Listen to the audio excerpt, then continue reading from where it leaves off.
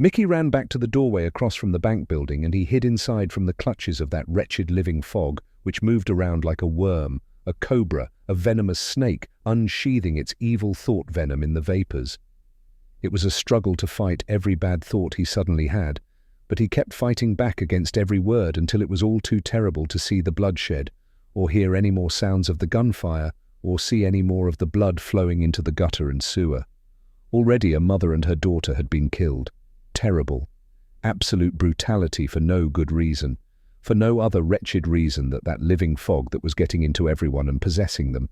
Evil. It was pure evil. Mickey didn't know where that wretched invisible thing was coming from. It had to be living in the air, always lurking around everyone, seeking to devour every independent mind with its invisible words. And though Mickey had won in battling it back this time, he could feel it still lurking nearby and waiting to invade his intellect. He could feel it. Yes, he could feel it still trying to get under his skin, that evil thing. And he began to recognize it even more, its influence upon his self-doubts, causing self-reflection. Maybe I'm wrong, he kept wondering. Maybe all good is bad and all bad is good. What the hell? He began to recognize in the sickest ways of its worthiness of existing in him, and he felt confusion settle in as he clutched his hair and pinched his eyes and thought about running away. But he couldn't. No, not yet. No, his legs were like rubber, and they wouldn't move. It was as if that thing was in control of his legs, turning his ankles and toes into rubber and melting them to the pavement. And then that wretched red fog came again, straight for whatever purity might be left in his view of the cruel world around having found much prior conquest within him. And so there it was again in Mickey's mind, that word virus embedded in that wretched cursed scroll, with all of its intense viral word spirit suddenly crowding out the light of his independent thoughts with darkness, as if that word virus was embedded inside to conquer and control him with greed, and he felt the word virus spreading deep inside of his thoughts, seeking out to destroy every hope he fought to preserve, every hope he had for peace of mind, independence from the money religion machine. Mickey knew he had to run away from that wretched red fog, that wretched invisible thing full of an evil spirit. There was no time to waste. Mickey bolted for the street and held his breath as he ran as far as he could from the clutches of the red fog. He ran and ran until finally the edges of mist began to fade and dissipate, and he ran more until finally he was out of its reach, somewhere near another bus stop on a much quieter street, in a much more normalized atmosphere of the cityscape where busy pedestrians were walking and cars were jamming into intersections. Thank God the mayhem hadn't reached this section of Los Angeles yet, and he was glad for it. But damn, he thought, I have to go to work. I'm supposed clocked into the machine in about another half hour or so, even despite all of this terror and mayhem, madness and irrational violence. Mickey wanted to hop on the next bus and skip town instead, but didn't have enough money. There was no way to escape without money and plenty of it. No, Mickey was trapped, just the same as they all were. Trapped. And to quit your job meant that your prospects for employment would die along with your career. The next employer wouldn't go near you for quitting, and then he'd be out on the street, homeless, helpless, and left without anything, not even a good look from a stranger. Not a dream in the world to ever get back on his feet again. What to do? What? The scroll had said that the masters behind the invasion would set up the world so that every employer would punish you for quitting. That was written in the scroll. This preliminary condition was already set up for this moment, the moment of their official arrival, the invasion, all for their final conquest.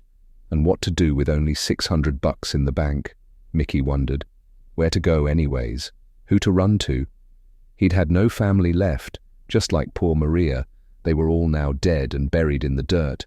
There was no one else to run to for help either. There was no way out of this mess. And he had to get to work. Yes, back to work to pay his bills, to pay his rent, to pay for the next meal, to pay for his insurance, well, darn it, Mickey thought. He knew had to catch the next bus, even despite the calamity. He knew he had no other choice. He might already be late getting to work, might already be in trouble by now.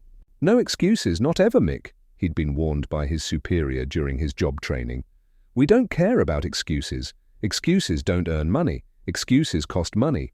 Only actions earn money. Only performance. Distractions aren't relevant to our business or what we do around here. So get to work, all of you. Just do it. Get to work now. Mickey had to catch the bus, even if it would cost him his life along the way, because his job was everything in the world. His job was more than everything too, it seemed. His job was his calling card to his dreams. Or was it? Was it? Was it just like it was to Maria, just like it was to everyone else, and to every citizen who didn't want to be homeless, and to every person in the world who feared being condemned? Suddenly, Mickey remembered what LaToya had said last night. Whatever you do, don't, Mick, just don't ever lose your job. She was right. The scroll was right too. There was no place for excuses. It was true. Excuses wouldn't pay any of the bills, none of them.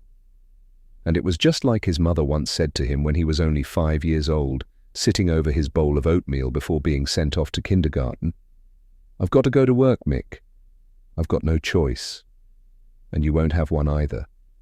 We all need to make a living and have to do what we must to keep the roof over our heads, the food on our tables, the water flowing through the faucets, and most especially the hope we hide within ourselves. Always hide that hope, Mickey. Always protect that hope you have. Don't ever let them take your hope away, or your dreams, because they will. Yes, they'll try to kill all of them before the next person even tries. And so, Mickey's mind raced. Yes, I've got to keep any of my hopes and dreams alive. I've got to, he thought.